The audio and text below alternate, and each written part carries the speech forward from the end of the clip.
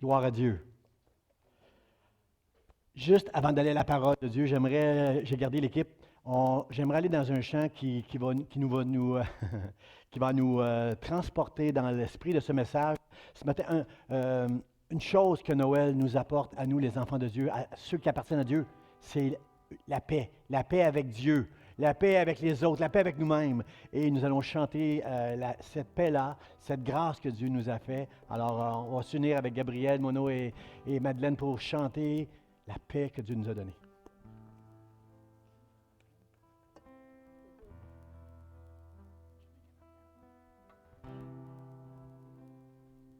Dieu est ma paix, il tient toutes choses dans sa main, toujours présent, il fait fuir tous mes géants, je n'ai rien à craindre quand tu me es là, tu chasses toutes mes peurs, je n'ai rien à craindre quand tu me tiens. Mon cœur est dans la paix, je n'ai rien à craindre.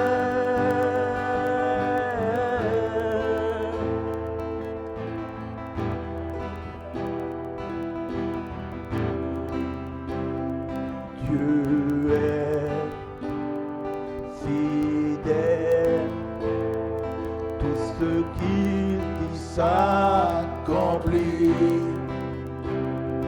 Dans son repos, ma foi s'allie à sa grâce. Je n'ai rien à craindre, car tu es là.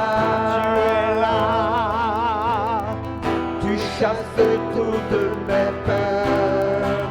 Je n'ai rien à craindre, car tu me tiens. Mon cœur est dans la paix, je n'ai rien à craindre.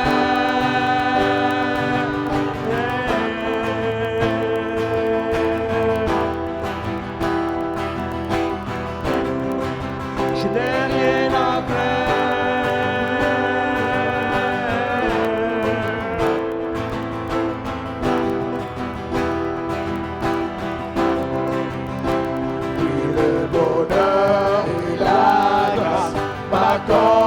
M'accompagneront toute ma vie, toute ma vie. Le bonheur et la grâce m'accompagneront toute ma vie, toute ma vie.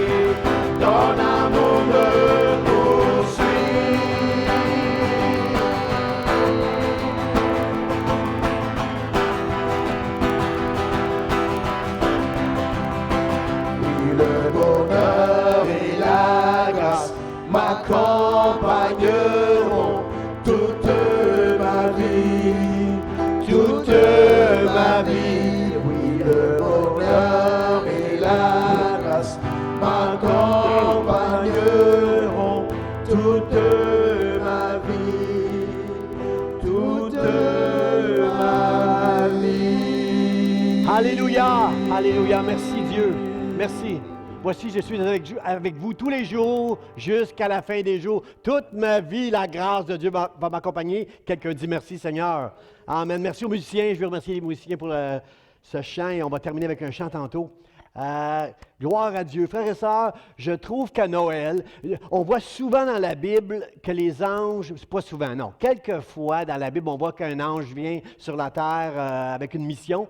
Je pense à Daniel, je pense aux parents de Samson qui ont été avertis divinement par un ange qui est venu sauver Lot. Les anges sont actifs quelquefois dans la Bible, mais à Noël, ils ont été très, très actifs. À Noël, il y avait comme une hyperactivité dans le ciel avec les anges. Il y a un ange qui est apparu à Zacharie, premièrement, Zacharie, pour dire à Zacharie, ton épouse, Élisabeth, qui était stérile, va enfanter un fils. Tu vas l'appeler Jean-Baptiste, et c'est lui qui va préparer au Seigneur un peuple bien disposé. J'aime ça. Préparer au Seigneur un peuple bien disposé. Je crois que c'est le travail de tous les pasteurs qui prêchent, de préparer au Seigneur un peuple bien disposé. Alors, il y a un autre ange qui un peu plus tard est apparu à Marie pour dire, Marie, c'est toi qui vas porter cet enfant-là, le Messie, le Christ que Jésus a promis, c'est toi qui vas enfanter le Christ. Et il y a un ange qui est apparu aussi à Joseph dans un songe, lui. La Bible dit, divinement averti dans un songe, Joseph, qui voulait se séparer de Marie parce qu'il a un peu de difficulté à croire que c'était le Saint-Esprit qui était l'auteur de la naissance de Marie. L'ange a rassuré Joseph et ils ont pu accomplir la volonté de Dieu. Et aussi, les mages, la Bible ne dit pas que c'est un ange qui les a avertis, mais ils ont été divinement avertis dans un songe, un peu comme Joseph, qu'ils ne devaient pas dire à Hérode concernant la naissance de Jésus. Alors, il y a toute cette activité-là qu'il y a eu dans le temps de Noël. Et ce matin, on va regarder cette annonce, ce message qu'il y avait dans les anges qui sont venus avertir les bergers qui gardaient leur troupeau de la naissance de Jésus-Christ. Il y avait un message. Si je vous disais ce matin, lorsque je m'en venais, j'avais préparé un message, j'étais sûr que c'était ça le message de Dieu, mais en arrivant à l'église, un ange m'a arrêté et m'a parlé, et je vais vous parler de ce qu'il m'a dit.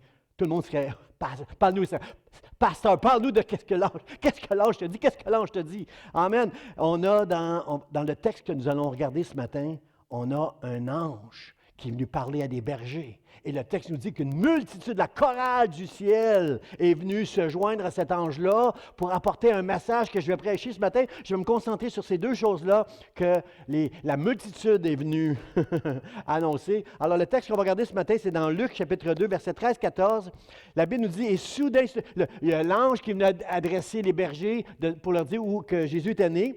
Et maintenant, et soudain, il se joignait à l'ange une multitude de l'armée céleste, ça devait être vraiment glorieux, louant Dieu et disant « Gloire à Dieu dans les lieux très hauts ». Est-ce que quelqu'un peut dire « Amen ». Gloire à Dieu dans les lieux très hauts et paix sur la terre parmi les hommes qui l'agréent. Autrement dit, parmi ceux, les hommes et les femmes, les enfants, tout le monde, tous ceux que Dieu trouve agréables, paix à eux autres. Or, il est impossible d'être agréable à Dieu sans la foi. La paix, c'est pour ceux qui ont la foi. Ce matin, j'aimerais, avec la COVID, avec tout ce qui prend place dans nos vies, enlève la COVID. Combien sont d'accord avec moi que la vie, c'est jamais facile? C'est jamais facile de traverser la vie. Une vie où toutes sortes de problèmes prennent place. Et là, on a la COVID en plus. Alors, ce matin, j'aimerais dire que ceux qui sont agréables à Dieu, ceux qui ont la foi à Dieu, ce que la multitude d'anges est venue prêcher à ces bergers, ces humbles bergers, c'est gloire à Dieu dans le ciel, dans les lieux très hauts. Donnons la gloire à Dieu et j'aimerais vous dire ceci. Ce matin, nous allons prêcher une chose que nous devons faire pour Dieu, glorifier son nom. Une chose que Jésus a fait toute sa vie. Nous allons glorifier son nom ce matin. On va terminer avec un chant, nous allons glorifier Dieu. Mais nous allons nous réjouir parce que les anges arrivent avec un message directement du ciel pour nous dire « Paix aux hommes qui lui sont agréables ». nous avons accès à la paix. Peut-être ce matin, tu m'écoutes sur Facebook, tu es dans l'anxiété, tu es dans le stress, tu es dans toutes sortes d'une situation épouvantable. J'aimerais te dire, j'aimerais que tu entendes Jésus ce matin qui t'a dit, je vous laisse ma paix, je vous donne ma paix. Quelqu'un dit merci, merci Seigneur, merci pour cette paix Seigneur. Mon premier point ce matin que je veux partager avec vous, c'est la gloire qui appartient à Dieu. Une gloire qui a été, la gloire qui appartient à Dieu. C'est une gloire qui a été volée à Dieu, frères et sœurs. Volée parce que, comme le pasteur Charlie disait en introduction, là, pour le monde, là, Noël, c'est quoi Noël? Notre gouvernement a bien essayé de nous donner Noël. Hein? Ils ont travaillé fort parce qu'ils savent qu'on a fait des sacrifices depuis le mois de mars, de s'isoler, tout ça. Puis on comprend, les psychologues s'élèvent pour dire c'est difficile pour les gens de s'isoler, c'est difficile pour les gens de tout ce confinement. Alors, je trouve que notre gouvernement a travaillé très, très fort. Il a juste été trop vite là, quand il a annoncé qu'on allait peut-être se réunir à Noël, mais il ne connaissait pas encore toutes les statistiques. Alors, ils ont mon pardon complet. Mais l'affaire, c'est qu'on ne va pas se rassembler à Noël cette année. Et on a essayé, frère et sœur. Mais moi, en tant que chrétien, comme le pasteur Charlie l'a exprimé, comme j'ai entendu le pasteur Marc dans un Zoom cette semaine, comme plusieurs chrétiens l'éprouvent, il y a une tristesse en moi par rapport à Noël, la façon que le monde fête Noël. Pour le monde, Noël, c'est se rassembler. Nous aussi, on fait ça, les chrétiens, là.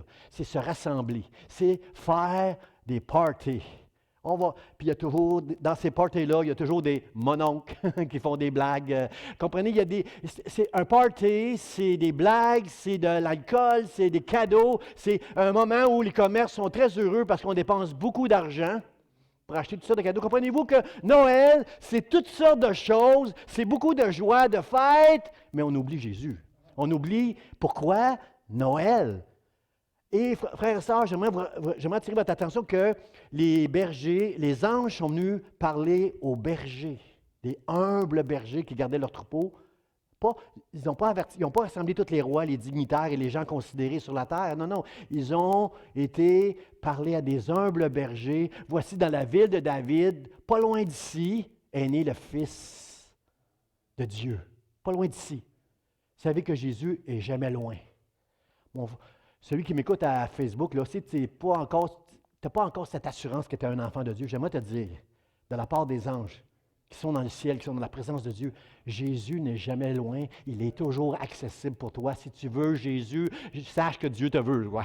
Dieu te veut. Alors, si tu veux Jésus, Dieu va te donner la foi, tu vas le devenir agréable. Non pas par tes œuvres, non pas par tes sacrifices, tu vas le devenir agréable parce que lui, à cause de Dieu, à cause de l'œuvre de Jésus-Christ, tu seras agréable à Dieu. Alors, ce matin, j'aimerais te dire qu'il y a un bon message de la part des anges. Donnons gloire à Dieu dans le ciel. Et moi, ce qui m'attriste dans Noël, c'est qu'on manque de cette reconnaissance à Dieu pour tout ce que Dieu a fait pour nous. Il y a un désir de se rassembler, de faire des parties, d'acheter des cadeaux, mais où est la « merci mon Dieu ». J'aimerais me plaindre un petit peu à vous ce matin. J'aimerais vous parler d'une expérience que j'ai eue. Vous savez, j'ai attrapé la COVID et je l'ai transmis à mon épouse.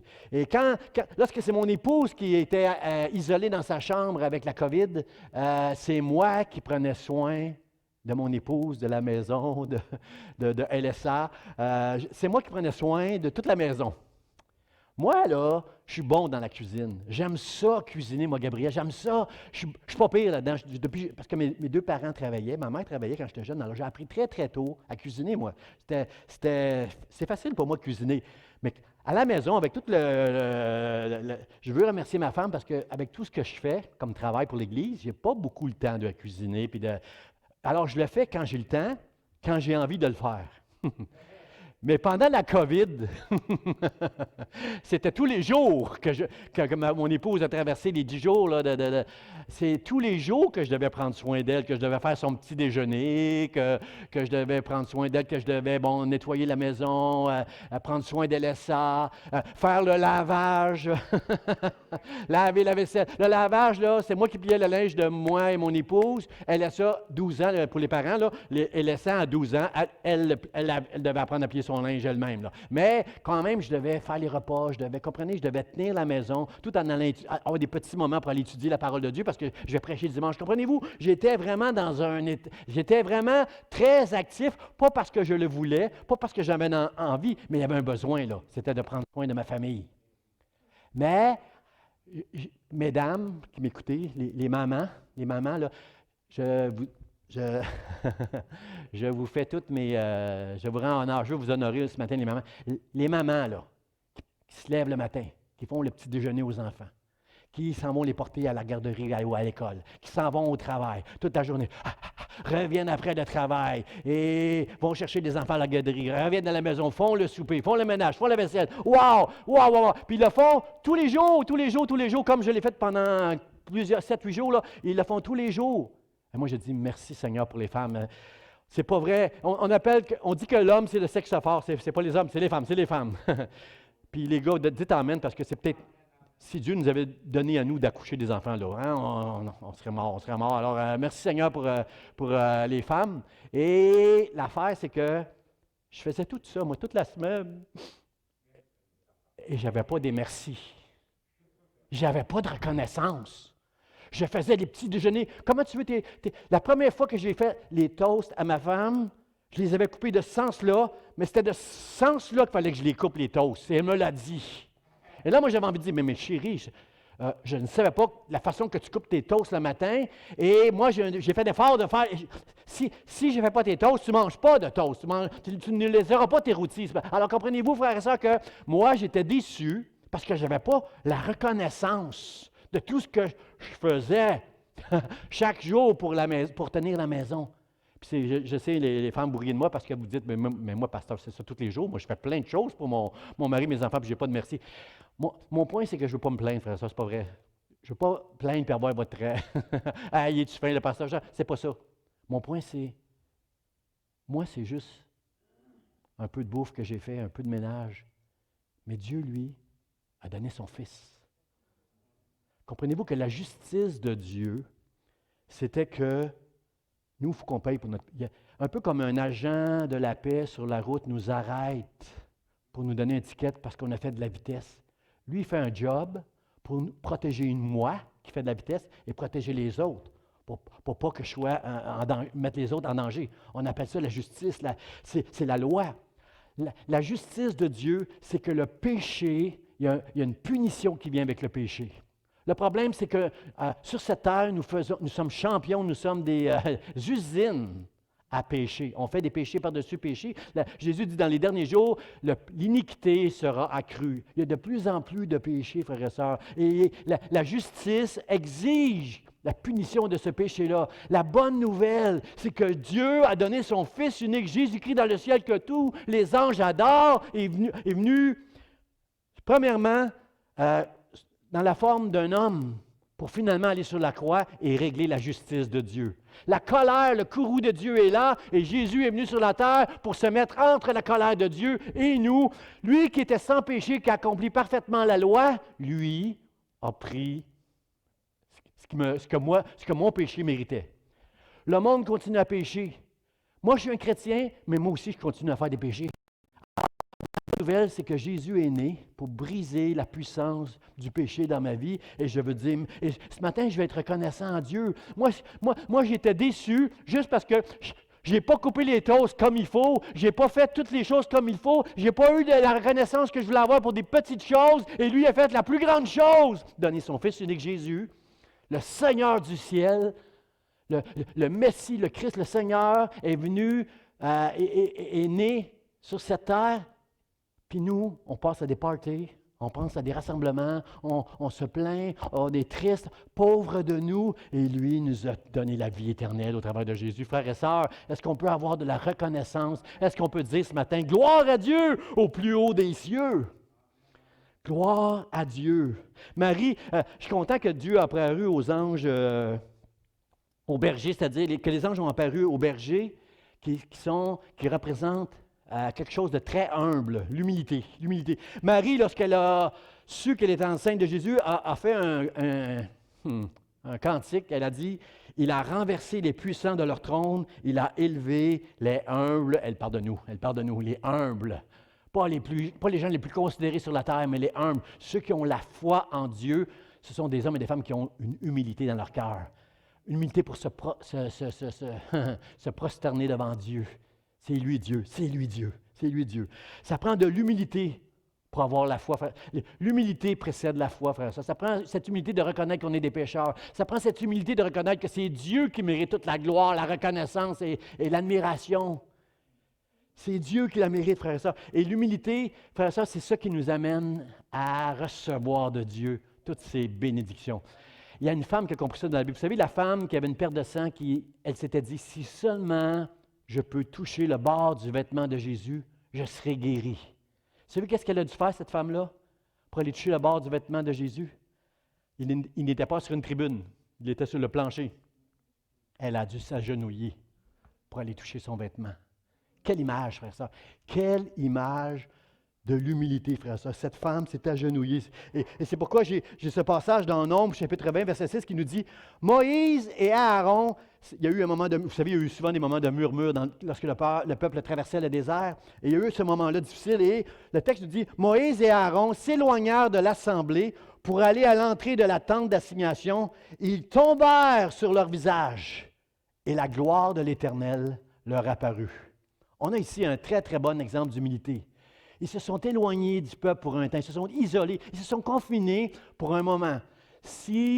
Pour prendre un temps avec Dieu, c'est bien d'avoir des moments dans nos vies où on doit s'isoler. Moi, le matin, ma famille est habituée depuis des années. Lorsque je me lève le matin, c'est même pas le café, c'est pas le déjeuner, c'est pas tout de suite la douche. C'est, premièrement, je m'en vais dans la présence de Dieu, dans mon bureau, pour m'éloigner de tout, pour avoir un temps avec Dieu. Moi, lire la Bible, prier Dieu, louer son nom. C'est le matin que pour moi, c'est le moment le plus précieux pour moi. Alors, le matin, j'aime bien la séquence ici.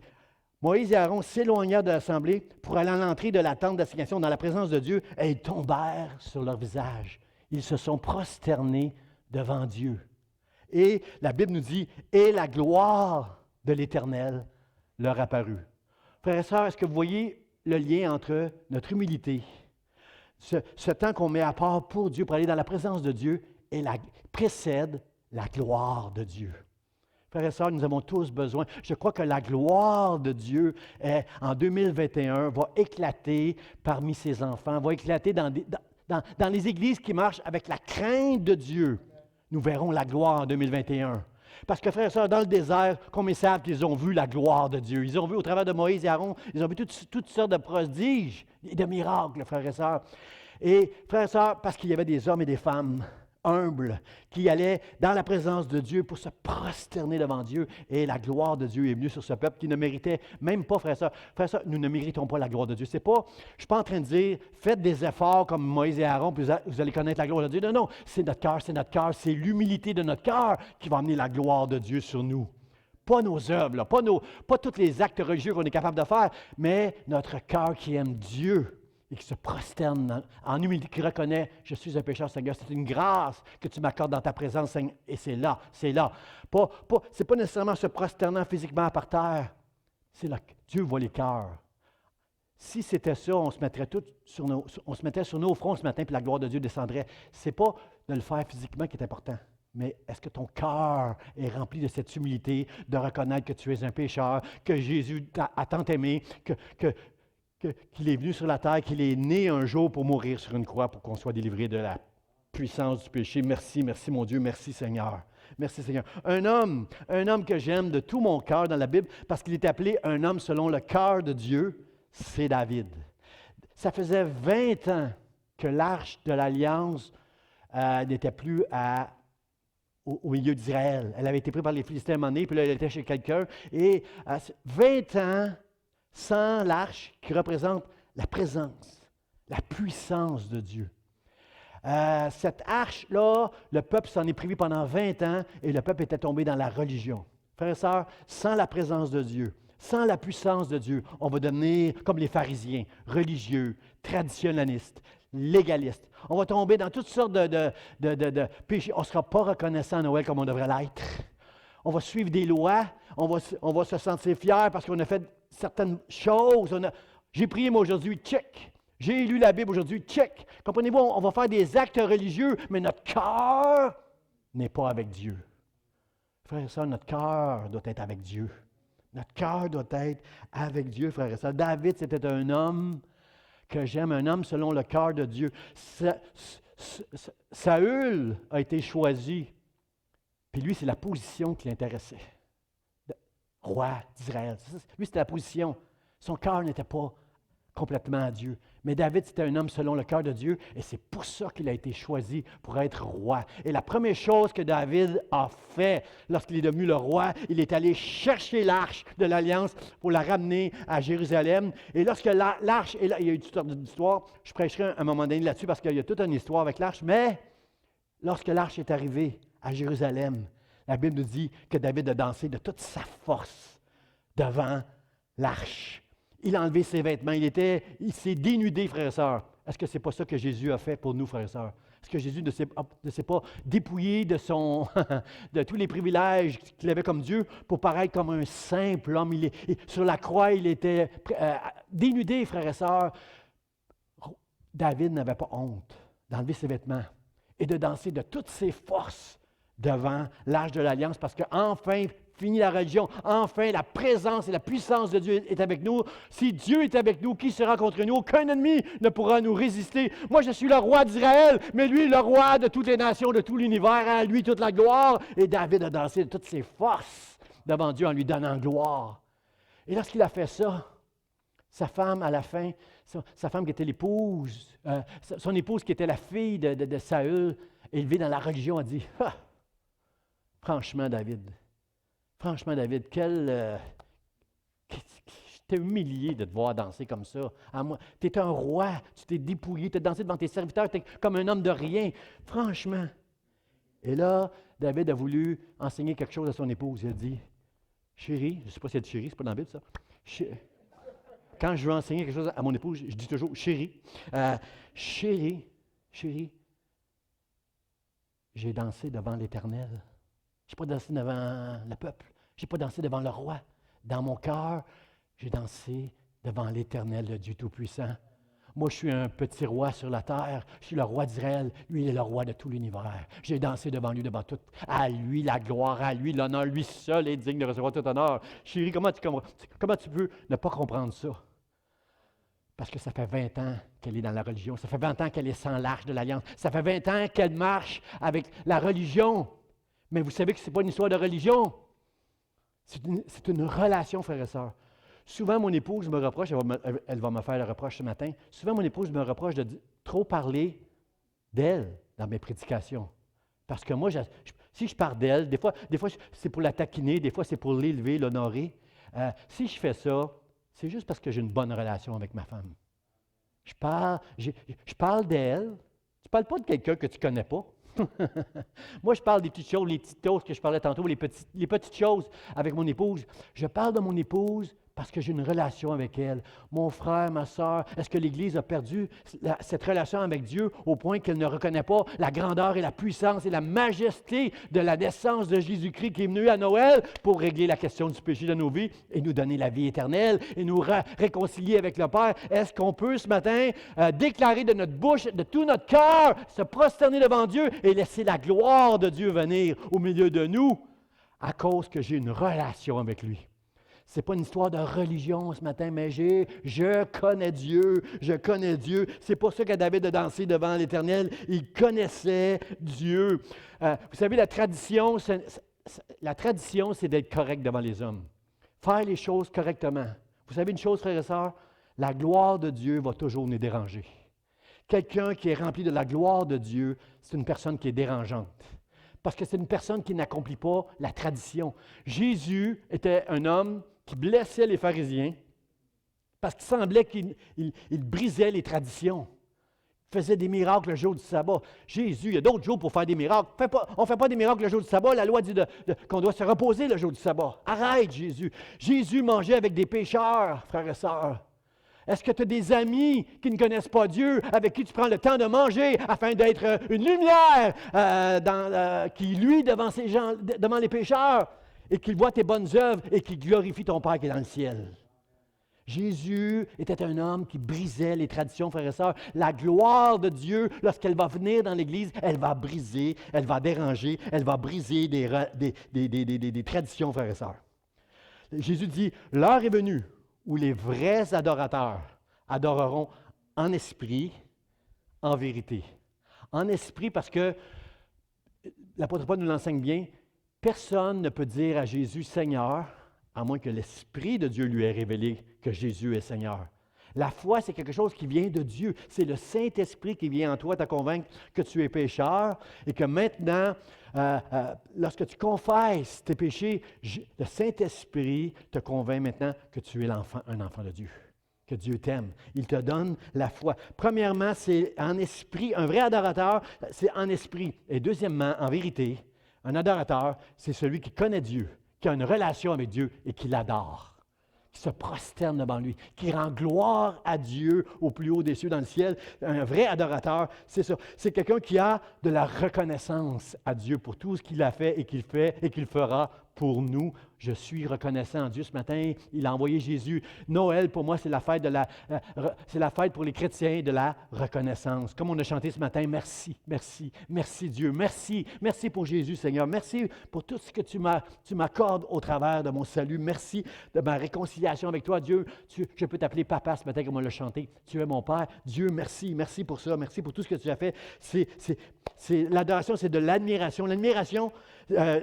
L'adoration, c'est de connaître Dieu. Connaître Dieu. Une fois, il y a une femme samaritaine qui a dit à Jésus, « Est-ce qu'il faut adorer ici ou il faut adorer à Jérusalem? Où faut-il aller adorer? » Jésus dit, « Vous adorez quelque chose que vous ne connaissez pas. » Adorer Dieu, c'est parce que tu le connais.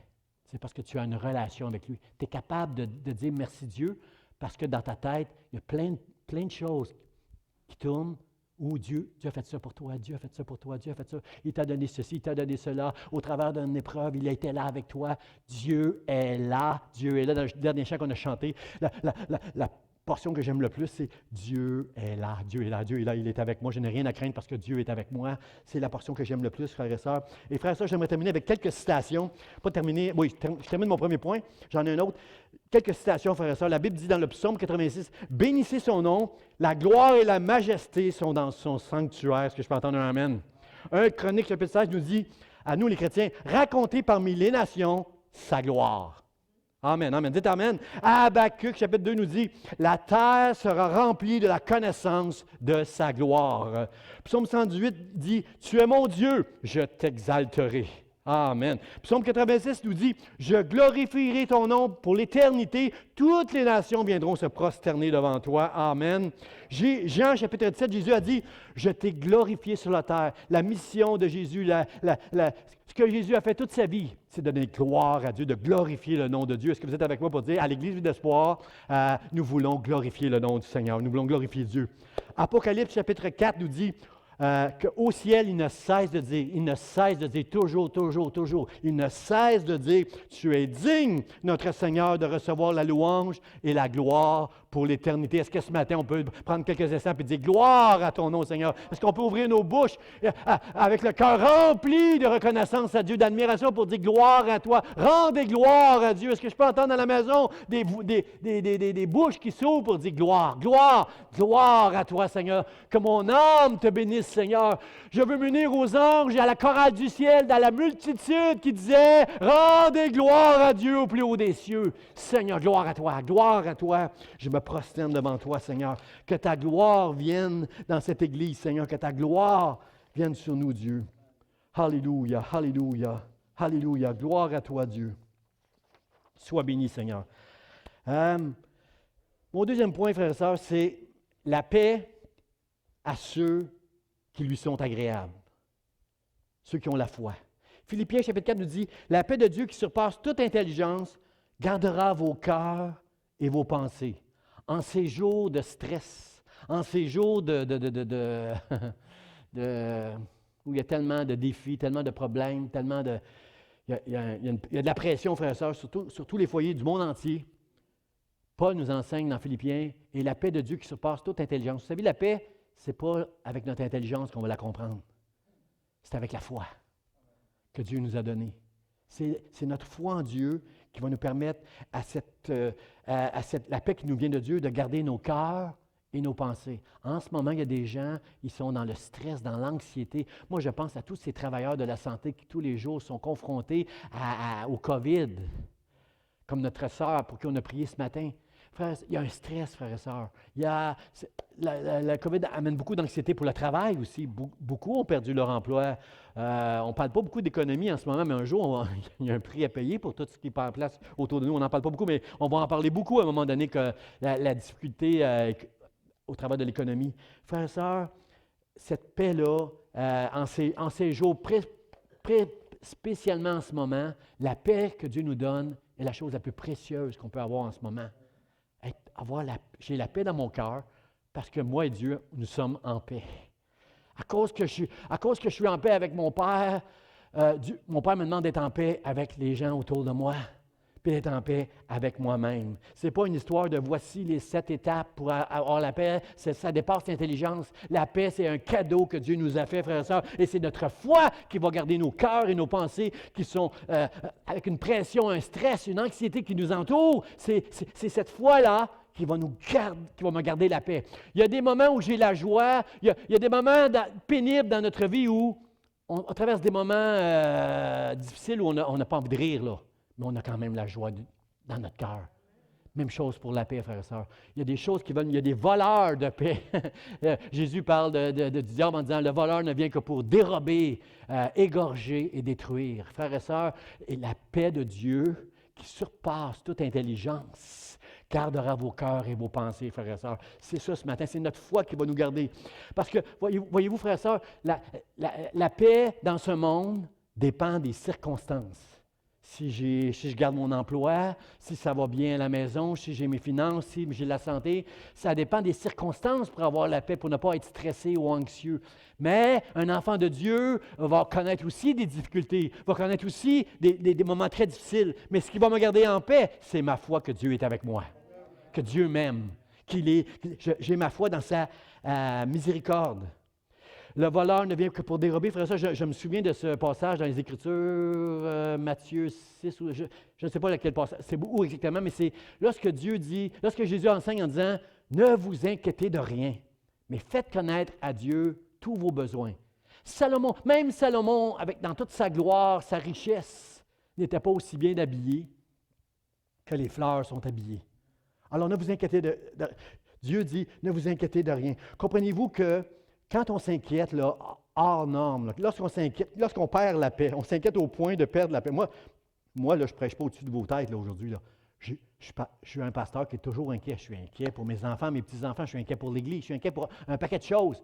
Mais même au travers de mon inquiétude, je ne perds jamais la paix. Je sais que Dieu est avec moi. Je sais que lorsque je regarde derrière, j'ai 35 ans avec le Seigneur, de marche avec le Seigneur. Là. Au mois de février, ça va faire 35 ans que je marche avec Dieu. Je peux dire que Dieu m'a sorti de situations incroyables plusieurs fois dans ma vie. J'ai confiance dans sa grâce et dans sa miséricorde. J'ai vu Dieu agir dans ma vie pendant 35 ans. J'ai confiance en lui. Mais comprenez, frères et sœurs, que si le stress et l'anxiété qui t'envahit ôte la paix que Dieu est venu te donner, comprends une chose, que c'est le voleur qui a gagné, le voleur de la paix qui a gagné, qui est venu te voler ta paix. Parce que si tu t'inquiètes pour demain, tu as perdu ton aujourd'hui. Tu ne peux pas te réjouir aujourd'hui des inquiétudes que tu as pour demain, après-demain. Tu comprends? Pour quelque chose qui n'a même pas encore pris place. Le diable, c'est un voleur, frères et sœurs. Et ce qui va nous voler notre paix, c'est de perdre la confiance dans la miséricorde de Dieu. Peu importe la situation que tu traverses, ne perds jamais confiance dans la miséricorde de Dieu. Si tu es son enfant, si tu es avec Dieu, si Dieu est avec toi, tu n'as rien à craindre parce que Dieu est là. Dieu, il est là avec toi. Ne te laisse pas voler ta paix. N'arrête jamais de croire en Dieu. Dans la barque, je me souviens, dans la barque, Jésus était là, il était couché, il y a une tempête qui se lève. Combien ici, il y a des tempêtes qui se lèvent dans vos vies? Si ce n'est pas encore arrivé, ça va arriver. J'aimerais vous dire, vous allez traverser des tempêtes. Jésus est dans la barque. Une tempête se lève, il dort. Une tempête se lève et Pierre va réveiller Jésus. Jésus, nous périssons, regarde la tempête. Et là, Jésus, calme la tempête et reproche à Pierre et aux disciples en disant, mais où était votre foi? J'étais là avec vous. Où était votre foi? Comprenez-vous que la paix, c'est de mettre notre confiance que Dieu est là. Ça, c'est ça la paix. C'est foi. Le voleur, lui, va mettre des situations devant tes yeux pour t'énerver, pour te faire perdre la paix. Dieu, lui, veut que tu saches, je suis là. Et c'est ta confiance dans je suis là. Quand Jésus reproche à Pierre son manque de foi, ce n'est pas que Pierre n'avait pas la foi en Dieu, mais pendant la tempête, je suis là. La tempête est là, mais moi je suis là avec toi. Alors tu n'as rien à craindre, comme on l'a chanté ce matin. J'aimerais que le passage ici que j'ai mis dans Colossiens chapitre 3, verset 15-16 est très révélateur. Il dit que la paix de Christ à laquelle vous avez été appelés pour former un seul corps règne dans vos cœurs. Le diable veut nous voler cette paix. Jésus, le prince de paix, nous dit, Paul nous dit que la paix de Christ règne, la paix de Dieu règne dans vos cœurs, que la parole de Christ habite abondamment en vous. Comprenez-vous que la parole de Dieu, il n'y a pas de truc. Tantôt, je dis, voici les 7 étapes pour avoir la paix. Il n'y a pas de truc. Il n'y a pas d'étape. Mais comprenez-vous, frère et sœurs, que plus nous allons utiliser la parole de Dieu abondamment dans nos cœurs, et plus qu'elle va nous protéger contre tout ce qui va prendre place, toutes les tempêtes, tous les tests positifs de la COVID, toutes les menaces qui planent autour de notre foyer, comprenez-vous que la paix de Dieu va garder nos cœurs et nos pensées à cause de la parole de Dieu qui va abonder en nous. Comment c'est important de s'appuyer sur les promesses de Dieu pour garder cette paix dans nos cœurs. Amen. Le voleur, lui, veut nous enlever cette paix-là, que la paix de Dieu règne dans vos cœurs au travers de la parole. Frères et sœurs, pour garder la paix, pour avoir cette paix-là au milieu de tout ce qu'on traverse, tu dois croire. C'est ça. Il n'y a pas de recette. Crois. Crois en Dieu. Crois dans sa parole. Crois dans ses promesses. Crois dans la miséricorde de Dieu. Et laisse sa paix t'envahir. Et lorsque sa paix revient dans ton cœur, donne gloire à Dieu.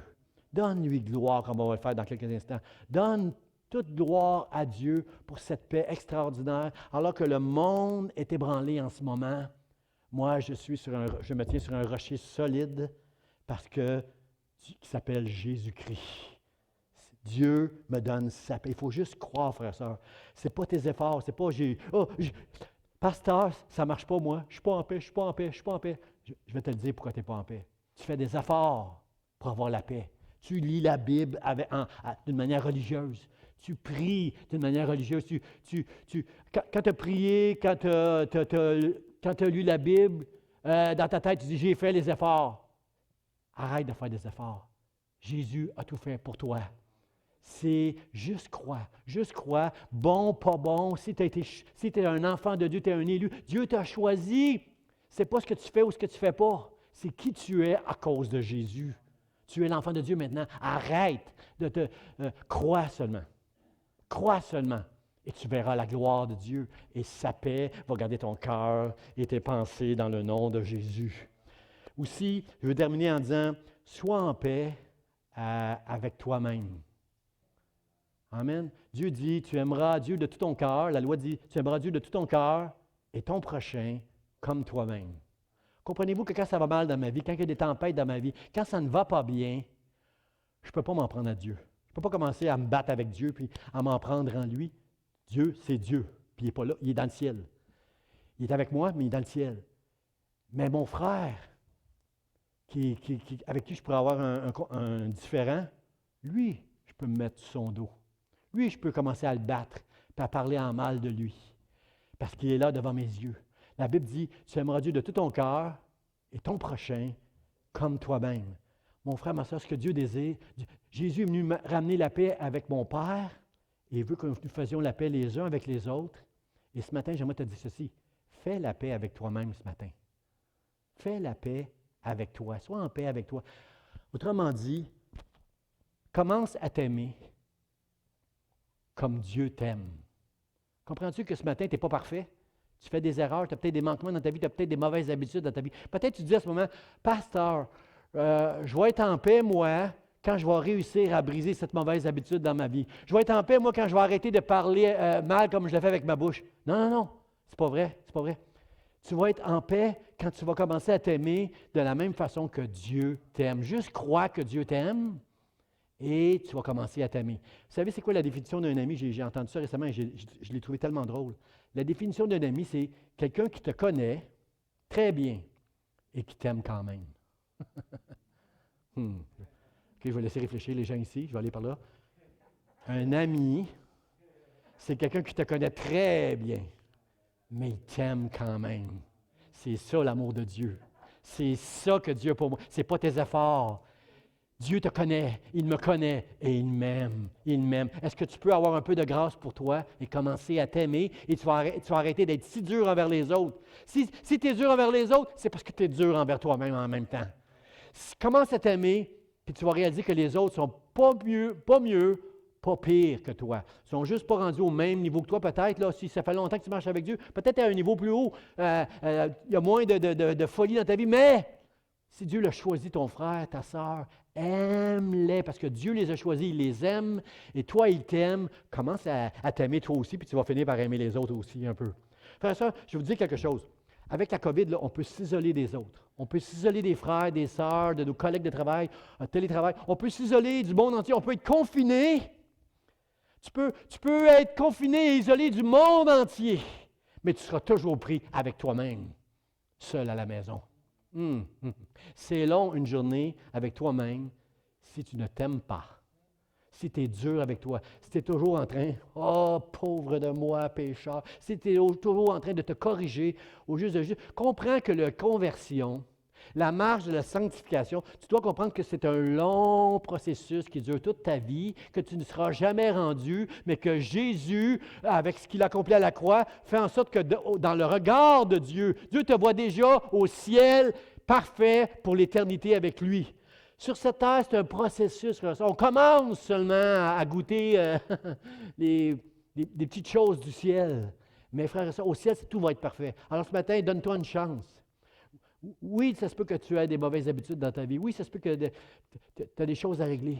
Mais apprends à t'aimer et c'est comme ça que tu vas, dans le processus, t'améliorer de gloire en gloire, de jour en jour et commencer à aimer les autres et toi-même parce que tu comprends l'amour de Dieu, sa grandeur, sa largeur. Aime-toi. Apprends à garder dans ton cœur, dans tes pensées, cette paix extraordinaire que Dieu t'a donnée. Amen. J'invite les musiciens, on va terminer avec un dernier chant. Le dernier passage que je veux partager avec vous, c'est, dans le mot de la fin, c'est « Et soudain, il se joignit à l'ange une multitude de l'armée céleste. » J'aime ce passage-là parce que la Bible appelle les anges l'armée céleste. Dans le ciel, les anges sont une armée. Comment, sur la terre, quelle est, vous pensez, l'armée de Dieu, sinon nous, son peuple? L'armée du ciel adore Dieu. Sans cesse, dans le ciel, ils disent tu es digne, notre Seigneur, de recevoir la louange, la gloire pour l'éternité. Au ciel, c'est des louanges, c'est l'adoration, sans cesse, toujours, frères et sœurs. Nous sommes l'armée de Dieu sur cette terre, les enfants de Dieu, frères et sœurs. Si nous ne louons pas Dieu, qui va louer? Jésus a même dit, si vous ne louez pas Dieu, ce sont les pierres qui vont se mettre à louer et à adorer Dieu. Alors, nous, son peuple, nous sommes appelés à donner la gloire à Dieu pour le salut qu'il nous a accordé au travers de la naissance de Jésus-Christ, la paix qu'il nous donne, frères et sœurs. On a dans la Bible cette histoire où Josué qui en hébreu, c'est le même nom que Jésus, là, Yeshua, Jésus, à un moment donné, rencontre un ange. Puis il va demander à l'ange, es-tu avec nous, es-tu des nôtres, ou est-ce que tu es contre nous? Puis l'ange va dire, puis il y avait une épée. Et l'ange dit, non. Il dit, je suis le chef de l'armée de l'Éternel. Et vous savez ce que Josué a fait au même instant? Josué a compris que c'était le chef de l'armée des anges. Alors, il s'est agenouillé et s'est prosterné devant l'ange. Maintenant, nous savons que cet ange-là, c'était Jésus, une théophanie de Jésus, parce que dans le Nouveau Testament, dans le livre de l'Apocalypse, lorsque l'apôtre Jean se prosterne devant un ange, devant un ange, l'ange lui dit, c'est pas Jésus. Et l'ange lui dit, non, fais pas ça. On travaille pour Dieu les deux, là. C'est seulement devant Dieu, devant le Seigneur, que tu peux te prosterner. Comprenez-vous que Josué a compris qu'il était devant le chef de l'armée de Dieu. Il s'est prosterné devant cet ange. Frères et sœurs, il a fait ce que Moïse et Aaron ont fait avant que la gloire de Dieu descende. Moi, je crois, frères et sœurs, que bientôt la gloire de Dieu, 2021, je ne suis pas prophète, mais c'est dans mon cœur qu'en 2021, nous allons connaître des moments glorieux, la gloire de Dieu. Pourquoi? Si tu restes un chrétien traditionnel, religieux, qui fait plein de choses pour Dieu, mais qui n'a jamais de relation avec Dieu, ce n'est pas pour toi ce matin. Ce n'est pas pour toi ce message-là. Mais pour celui ou celle qui reconnaît qu'il est un pécheur, qui reconnaît qui a cette relation avec Dieu à cause de sa foi. Toi, mon frère, toi, ma sœur, en 2021, j'aimerais te dire que tu vas connaître la gloire de Dieu. Et lorsque la gloire de Dieu se manifeste, ça dérange tout le temps. La gloire de Dieu dérange l'ordre et l'agenda de l'Église. La gloire de Dieu va déranger ta vie. Mais on s'en fiche. Les traditions, frères et sœurs, ce que nous voulons, c'est une relation avec le Dieu vivant. Ce que je désire pour l'année 2021 dans ma vie, dans ma maison et dans mon Église, dans l'Église d'espoir, c'est la gloire de Dieu. Alors ce matin, on va chanter ce chant, un chant, frères et sœurs, qui nous rappelle que nous sommes appelés à répondre à cet appel du message des anges, de rendre gloire à Dieu. Merci Seigneur pour la paix que tu m'as donnée. Merci pour plein de choses que tu m'as données au travers de Jésus. Seigneur, ce matin, je veux t'honorer, je veux te glorifier. Est-ce que vous êtes avec moi pour dire gloire à Dieu ce matin? Nous sommes l'armée, alléluia, terrestre.